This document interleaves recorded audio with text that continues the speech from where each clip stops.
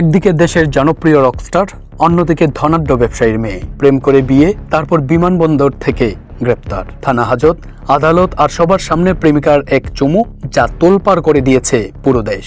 আজ জানাবো জেমস ও বেনজিরের সেই আলোচিত প্রেম এবং অপহরণ মামলার অজানা গল্প।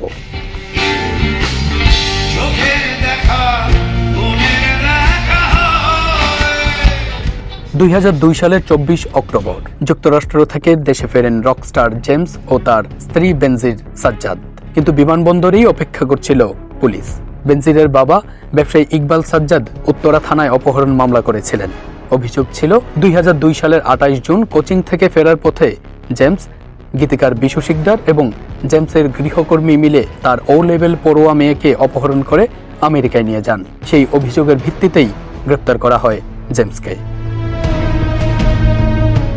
খবর ছড়িয়ে পড়তেই উত্তরা থানার সামনে জড়ো হন শত শত ভক্ত। পরিস্থিতি সামাল দিতে অতিরিক্ত পুলিশ মোতায়েন করা হয়। থানার ভেতরে ঘটে যায় এমন একটি ঘটনা যা আজও আলোচিত। জেমস তখন হাজতে, আর বেনজির পুলিশের সামনেই এগিয়ে গিয়ে ভালোবাসার মানুষকে চুমু খেয়ে বসেন।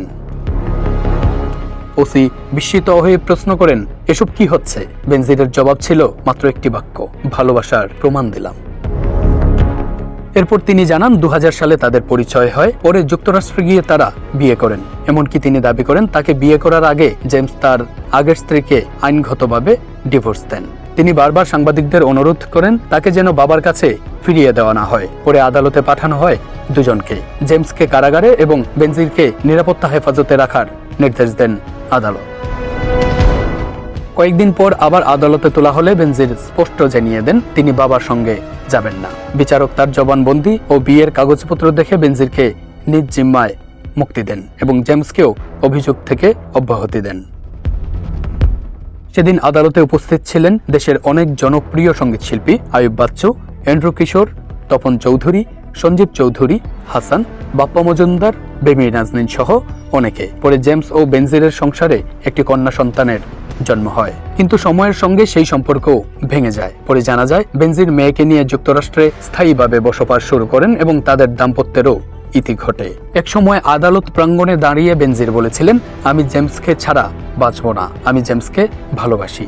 কিন্তু জীবন প্রমাণ করেছে সময়ের সঙ্গে মানুষ বদলে যায়, সম্পর্ক বদলে যায়, তবুও জীবন থেমে থাকে না। আর এই কারণেই জেমস বেনজিরের এই প্রেমের গল্প শুধু একটি প্রেম নয়, বরং বাংলাদেশের অন্যতম আলোচিত আদালত ও অপহরণ মামলার ইতিহাস হয়ে আছে।